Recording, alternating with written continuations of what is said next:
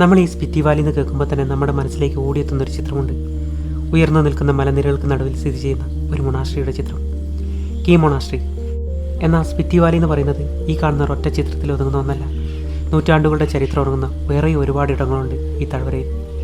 എന്നാൽ ഇപ്പോൾ ഞാൻ വന്നെത്തി നിൽക്കുന്നത് ഞാൻ നേരത്തെ പറഞ്ഞ ആ മൊണാസ്ട്രിയിലാണ് കേട്ടോ. കീ മൊണാസ്ട്രി അല്ലെങ്കിൽ കീ ഗോംബ എന്ന് പറയും. ഒരുപാട് ചരിത്രം ഉറങ്ങുന്ന ഒരു മൊണാസ്ട്രി.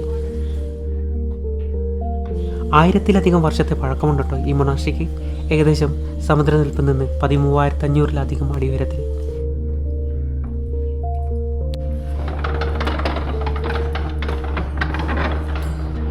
പതിനൊന്നാം നൂറ്റാണ്ടിൽ ഡ്രോംടൺ എന്ന ബുദ്ധമത സന്യാസിയാണ് ഇത് നിർമ്മിച്ചത് എന്നാണ് ചരിത്രം പറയുന്നത്.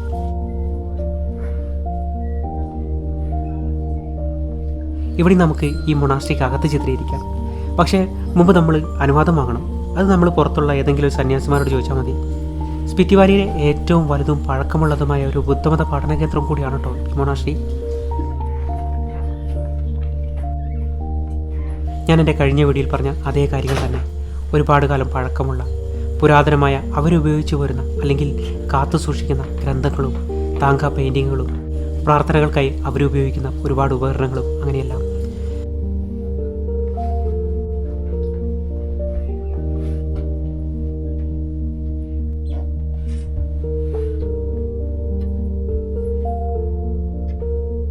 നമ്മൾ നേരത്തെ കണ്ട പ്രാർത്ഥനകളുടെ അടുത്ത് ഒരുപാട് വഴികളൊക്കെ ഉണ്ട് ഈ മൊണാസ്ട്രിക്ക് അകത്തേക്ക്, അതായത് വേറെ ഭാഗത്തേക്ക്. പണ്ട് കാലത്ത് എങ്ങനെയാണോ അത് അങ്ങനെ തന്നെ നിലനിർത്തിയിട്ടുണ്ട് എന്നാണ് എനിക്ക് തോന്നുന്നത്. ഈ സ്ഥലങ്ങളൊക്കെ ചിലപ്പോൾ സന്യാസിമാർ പണ്ട് കാലത്ത് ധ്യാനത്തിലിരുന്ന സ്ഥലങ്ങളായിരിക്കാം. അതിന് മുന്നിലായിട്ട് ഒരു ജനവാതിൽ. എല്ലാം ഒന്നും കാണാൻ കഴിയില്ല, പക്ഷേ ചില ഭാഗങ്ങളൊക്കെ കാണാം. ഈ താഴത്തെ പടികൾ അങ്ങനെയെല്ലാം. ഇവിടെ ഈ മൊണാസ്ട്രിക്കകത്ത് ചായയൊക്കെ കൊടുക്കുന്നുണ്ട്. ചായ മാത്രമല്ല, അവർ പൂജ ചെയ്ത പ്രസാദങ്ങളൊക്കെ കിട്ടും. പിന്നെ ഒരു ചരടും. വിശ്വാസം ഉണ്ടെങ്കിൽ വാങ്ങാം. ഞാനെന്തായാലും വാങ്ങിയിട്ടുണ്ട്. അതിനടുത്ത് അവർ പ്രാർത്ഥിക്കുന്ന വേറൊരു ഹാളുണ്ട്. നമ്മൾ നേരത്തെ കണ്ട പ്രാർത്ഥന ഹാളിനേക്കാൾ ഒരുപാട് കാലം പഴക്കമുള്ളതെന്ന് എനിക്ക് തോന്നുന്നല്ല, ഒരുപാട് കാലം പഴക്കമുണ്ട്. അതിനകത്ത് ചിത്രീകരിക്കാനൊന്നും കഴിയില്ല, പക്ഷേ നമുക്ക് അതിനകത്ത് കയറാം, പ്രാർത്ഥിക്കാം. ഇപ്പോൾ വന്നതാണ് കേട്ടോ ഈ സന്യാസിമാരൊക്കെ. ഈ മൊണാസ്ട്രിയിൽ നിന്ന് നോക്കുമ്പോൾ ദൂരെ താഴ്വരയിലേക്ക് നോക്കി നിൽക്കുന്ന രീതിയിൽ 3 സ്റ്റാറ്റുകൾ കാണാം. നൂറ്റാണ്ടുകളായി ഈ സ്പിറ്റി താഴ്വരയെ മുഴുവൻ കാത്തു സൂക്ഷിക്കുന്നത് ഈ നോട്ടമാണെന്നാണ് ഇവിടുത്തെ വിശ്വസിക്കുന്നത്. ഇവിടെ നിന്നൊക്കെ മനോഹരമായിട്ട് ആ മൊണാസ്ട്രി കാണാം കേട്ടോ. ഞാൻ നേരത്തെ പറഞ്ഞ ചിത്രം പോലെ 17-ാം നൂറ്റാണ്ടിലും 19-ാം നൂറ്റാണ്ടിലും ഈ താഴ്വരയുടെ നിശബ്ദതയെ കീറി മുറിച്ചുകൊണ്ട് ഒരുപാട് ആക്രമണങ്ങൾ ഇവിടെ ഉണ്ടായിട്ടുണ്ട് കേട്ടോ. അത് മാത്രമല്ല, പ്രകൃതിയും ഒരുപാട് ഈ മൊണാസ്ട്രിയെ പരീക്ഷിച്ചിട്ടുണ്ട്. ചരിത്രം പറയുകയാണെങ്കിൽ ഒരുപാട് പറയാനുണ്ട് കേട്ടോ ഈ മൊണാസ്ട്രിയെക്കുറിച്ച്. അതും കഴിഞ്ഞ് ഞങ്ങൾ പോകുന്നത് ഒരു വില്ലേജിലേക്കാണ് കേട്ടോ, കിബ്ബർ വില്ലേജ്. ഇതൊക്കെ ഈ ബുദ്ധമതത്തിലെ സ്തൂപങ്ങളാണ് കേട്ടോ. അതിനടുത്തായിട്ട് ഒരുപാട് പ്രാർത്ഥനാ കുടികളും കാണാം. അത് എല്ലാ സ്തൂപങ്ങളുടെ അടുത്തും കാണാം ഈ പ്രാർത്ഥനാ കുടികൾ.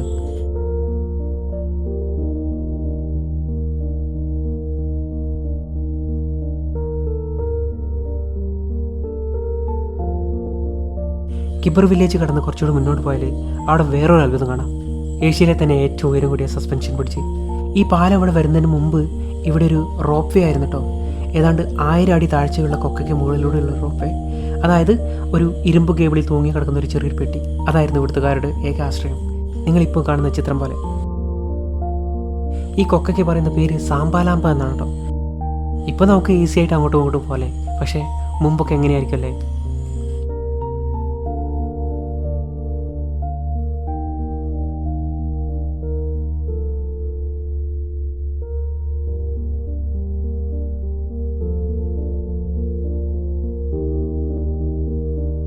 ഈ വിൻ്റർ സീസണിലൊക്കെ ഈ വരണ്ട് കിടക്കുന്ന മലനിരകളൊക്കെ വെള്ള പരവതാനി വിരിച്ച പോലെയായി മാറും കേട്ടോ. ഇവിടുന്ന് പിന്നെ ഞങ്ങൾ പോകുന്നത് വേറൊരു സ്ഥലത്തേക്ക്, അതായത് ഇതിനേക്കാൾ ഉയരം കൂടിയ മറ്റൊരു സ്ഥലത്തേക്ക്. ഇവിടെ ഈ റെൻറ്റ് ബൈക്കുകളൊക്കെ എടുക്കുകയാണെങ്കിൽ കുറച്ച് ഉപകാരമാവും കേട്ടോ. കാരണം ഇത്തരം സ്ഥലങ്ങളിലേക്കൊക്കെ ബസ് സർവീസ് വളരെ കുറവാണ്. ഞങ്ങളിപ്പോൾ ഒരു റെൻറ്റ് ബൈക്ക് എടുത്തിരിക്കാം. അതാണ് ഏറ്റവും സുഖം എന്ന് എനിക്ക് തോന്നുന്നത്. സമയം ഒരുപാട് ലാഭിക്കാം. ഈ വരണ്ട പ്രദേശങ്ങളാണെങ്കിലും ദൂരേക്കൊക്കെ നമുക്ക് ഈ മഞ്ഞുമലകൾ കാണാം കേട്ടോ.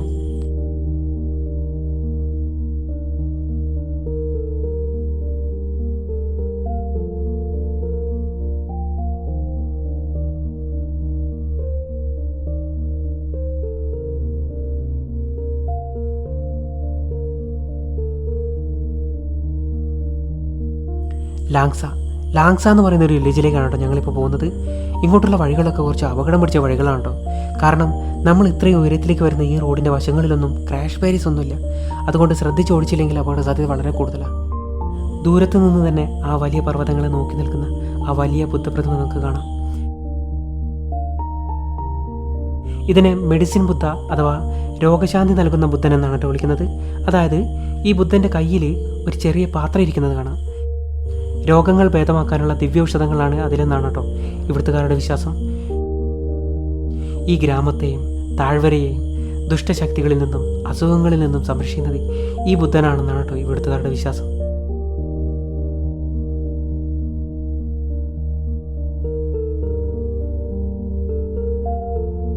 ഈ ലാങ്സ എന്ന് പറയുന്ന വില്ലേജിൻ്റെ അടുത്ത് തന്നെയാണ് കേട്ടോ ഹിക്കീം എന്ന് പറയുന്ന വില്ലേജ്. ലോകത്തിലെ ഏറ്റവും ഉയരത്തിലുള്ള പോസ്റ്റ് ഓഫീസ് സ്ഥിതി ചെയ്യുന്നത് ഇവിടെയാണ് കേട്ടോ. നമ്മൾ നേരത്തെ കണ്ട സ്ഥലങ്ങളിൽ നിന്നൊക്കെ കുറച്ച് വ്യത്യാസമുണ്ട് കേട്ടോ. ഈ സ്ഥലം ശകലം തണുപ്പും കൂടുതലാണ് ഇവിടെ. ഏകദേശം 14,000-ലധികം അടി ഉയരത്തിൽ. ഇവിടെ വരുന്ന ഒട്ടുമിക്ക ആളുകളും ചെയ്യുന്നൊരു കാര്യമുണ്ട്. ഇവിടെ നിന്ന് പ്രിയപ്പെട്ടവർക്കൊരു പോസ്റ്റ് കാർഡ് അയക്കുക. അത് തയ്യാറാക്കുന്ന തിരക്കിലാണ് കേട്ടോ ഇവരൊക്കെ. ഞാനും എൻ്റെ സുഹൃത്തിനൊരു പോസ്റ്റ് കാർഡ് തയ്യാറാക്കി. ഇവിടെ ആ വലിയ ലെറ്റർ ബോക്സ് കാണാം. ഇത്രയും വലിയ ലെറ്റർ ബോക്സ് ഞാൻ എൻ്റെ ജീവിതത്തിൽ ആദ്യമായിട്ട് കാണും. അതൊക്കെ മലയാളികളാണ് കേട്ടോ. ഒരുപാട് മലയാളികളുണ്ട് കേട്ടോ ഇവിടെ. അവിടുന്ന് കുറച്ചുകൂടി മുന്നോട്ട് പോയാൽ നമ്മൾ കോമിക് എന്ന വില്ലേജിലെത്തും. മോട്ടോർ വാഹനത്തിന് ചെല്ലാൻ കഴിയുന്ന ലോകത്തിലെ ഏറ്റവും ഉയരത്തിലുള്ള ഗ്രാമം. സമുദ്രനിരപ്പിൽ നിന്ന് ഏകദേശം 15,000-ലധികം അടി ഉയരത്തിൽ. ഞാൻ വിചാരിച്ചത് ഈ റോഡ് ഇവിടെ അവസാനിക്കുകയാണെന്നാണ് കേട്ടോ. അതായത് ഹിമാചൽ പ്രദേശിലെ ഏറ്റവും അവസാനത്തെ വില്ലേജ് ഇതാണെന്നാട്ടോ ഞാൻ വിചാരിച്ചത്. പക്ഷെ അങ്ങനെയല്ല. ഇവിടെ ഈ റോഡ് അവസാനിക്കുന്നില്ല. ഇവിടെ നേരെ കാസയിലേക്ക് വേറെ വഴിയുണ്ട്. ഞങ്ങളിപ്പം ഈ ഇക്കിം എന്ന് പറഞ്ഞ സ്ഥലത്തു നിന്നാണ് വരുന്നത്. പക്ഷേ ഇവിടുന്ന് കാസയിലേക്ക് വേറെ വഴിയുണ്ട്. ഞാൻ പറഞ്ഞതിൽ എന്തെങ്കിലും തെറ്റുണ്ടെങ്കിൽ തിരുത്താൻ ഞാൻ തയ്യാറാണ് കേട്ടോ. ഇവിടെ എല്ലാത്തിൻ്റെയും മുന്നിൽ വേൾഡ് ഹൈസ്റ്റ് എന്നുണ്ടാവും. റെസ്റ്റോറൻ്റ് ആണെങ്കിലും എന്താണെങ്കിലും ഒരു ചായ കുടിക്കാതെ എങ്ങനെ തിരിച്ചു പോകല്ലേ ഇത്രയും ഉയരത്തിൽ നിന്ന്. ഇതൊരു മ്യൂസിയമാണ് കേട്ടോ. ഈ മ്യൂസിയത്തിൻ്റെ പുറകിലായിട്ട് ഒരു മൊണാസ്ട്രി ഉണ്ട്. ഒരു പഴയ മൊണാസ്ട്രി, ടാങ്ക്യൂഡ് മൊണാസ്ട്രി. ഏതാണ്ട് 500 വർഷത്തിലധികം പഴക്കമുണ്ട് കേട്ടോ ആ മൊണാസ്ട്രിക്ക്. മനോഹരമായ കാഴ്ചകളാണ് കേട്ടോ ഇവിടെ നിന്നൊക്കെ. ഇവിടെ നമുക്ക് ഒരുപാട് പ്രാർത്ഥനാ കൊടികളൊക്കെ കാണാം. ചുറ്റുമുള്ള എല്ലാവർക്കും സമാധാനവും സന്തോഷവും നൽകാൻ വേണ്ടിയാണ് ഈ 5 നിറങ്ങൾ ഹിമാലയത്തിൻ കാറ്റിൽ ഇങ്ങനെ പാറിപ്പറക്കുന്നത്. ഇവിടെ നിന്നൊക്കെ ആ താഴത്തെ മൊണാസ്ട്രിയും ആ കെട്ടിടങ്ങളും മഞ്ഞുമൂടിയ മലനിരകളും താഴെയുള്ള വഴികളൊക്കെ നല്ല മനോഹരമായി കാണട്ടോ. ഏതാ മൊണാസ്ട്രിയിൽ നിന്ന് ഇങ്ങോട്ട് കയറി വരട്ടോ ഈ പ്രാർത്ഥന കൊടികളൊക്കെ ഉള്ള ഈ സ്ഥലത്തേക്ക്.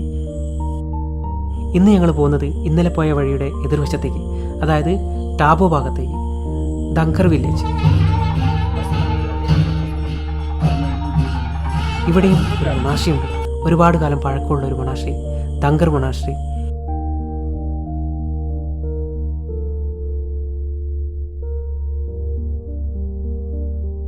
ഈ മൊണാസ്ട്രി കണ്ടാൽ നമ്മൾ അത്ഭുതപ്പെടും കേട്ടോ. ആ ഒരു രീതിയിലാണ് നിർമ്മിച്ചിരുന്നത്.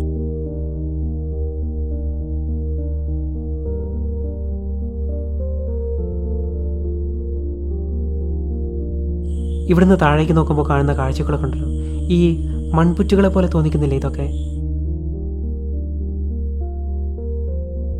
ഇതിനകത്ത്, അതായത് ഈ മൊണാസ്ട്രിക്കകത്ത് എന്തോ പ്രാർത്ഥനയോ പൂജയൊക്കെ നടക്കുന്നുണ്ട് കേട്ടോ.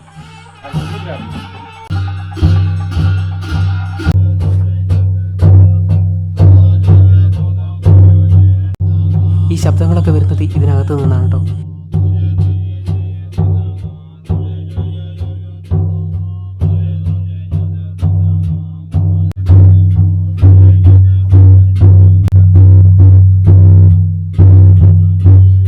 ഈ കല്ലിൻ്റെ മുകളിലൊക്കെ എന്തൊക്കെയോ എഴുതി വെച്ചിരിക്കുന്നുണ്ടോ നിങ്ങൾ?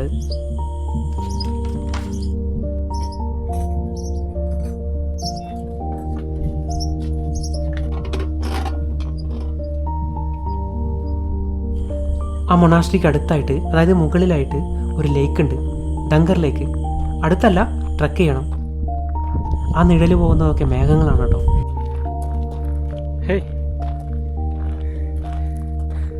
ഏകദേശം 13,500 അടിക്ക് മുകളിൽ സ്ഥിതി ചെയ്യുന്ന ഒരു ലേക്ക്. ദൂരം കുറവാണെങ്കിലും കുറച്ച് റിസ്ക്കിയാണ് കേട്ടോ അങ്ങോട്ടുള്ള ട്രക്കിങ്. ഇതാണ് കേട്ടോ ദങ്കർ ലേക്ക്. ഈ ലേക്കിൽ ഒരുപാട് മീനുകളൊക്കെ ഉണ്ട് കേട്ടോ. ദൂരേക്കൊക്കെ ശ്രദ്ധിച്ചാൽ നിങ്ങൾക്ക് കാണാൻ കഴിയും. നല്ല ചൂടുണ്ട് കേട്ടോ ഇവിടെ. പക്ഷേ ആ തണുപ്പ് കൊണ്ട് നമ്മളത് അറിയുന്നില്ല എന്നുള്ളൂ. നമ്മൾ ഈ കൈയുടെ പുറന്തലിയൊക്കെ റെഡ് കളറായി മാറും. എന്നാൽ ഈ ലേക്കിൻ്റെ യഥാർത്ഥ ഭംഗി കാണണമെങ്കിൽ ഇവിടെ നല്ല നോക്കേണ്ടത്. എങ്ങനെയുണ്ട് ഈ ഒരു കാഴ്ച? ഇതാണ് കേട്ടോ ദങ്കർ ലേക്കിൻ്റെ ഏറ്റവും മനോഹരമായ ദൃശ്യം. ഇവിടേക്ക് അധികം ആളുകളൊന്നും വരുന്നില്ല കേട്ടോ.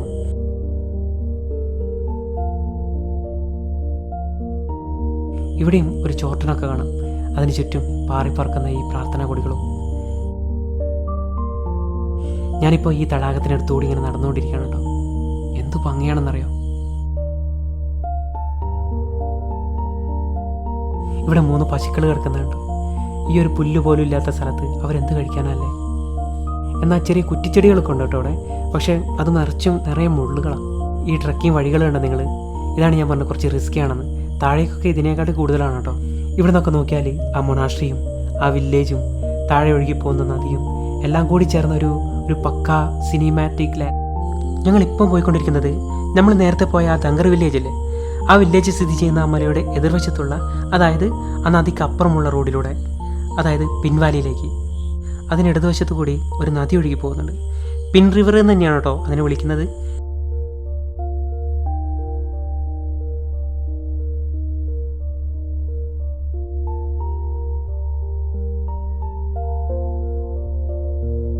ഇവിടെ നമ്മൾ കുറച്ച് പച്ചപ്പൊക്കെ കണ്ടു തുടങ്ങണം കേട്ടോ. അതായത് ഇന്നലെ നമ്മൾ കണ്ട കാഴ്ചയിൽ നിന്നൊക്കെ വ്യത്യസ്തമായി ഇവിടെ ഒരു വില്ലേജ് ഉണ്ട് കേട്ടോ.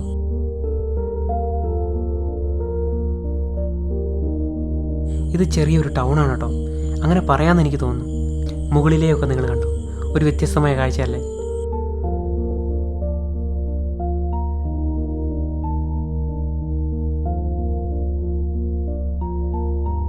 വലതുവശത്ത് ഒരു കൃഷികളൊക്കെ ചെയ്യുന്നുണ്ട് കേട്ടോ.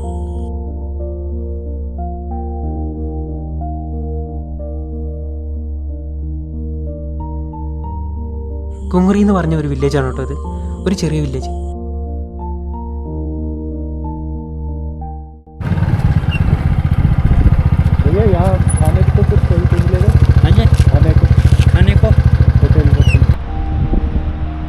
ഞങ്ങളൊരു റെസ്റ്റോറൻറ്റ് ചോദിച്ചതാണ്, വിശന്നിട്ട് പോയാൽ രാവിലെ ഇറങ്ങിയതാണ്, അപ്പോൾ വൈകുന്നേരം ആവാനായി. ഞങ്ങൾ തിരിച്ച് കാസയിലേക്ക് തന്നെ പോകണം കേട്ടോ.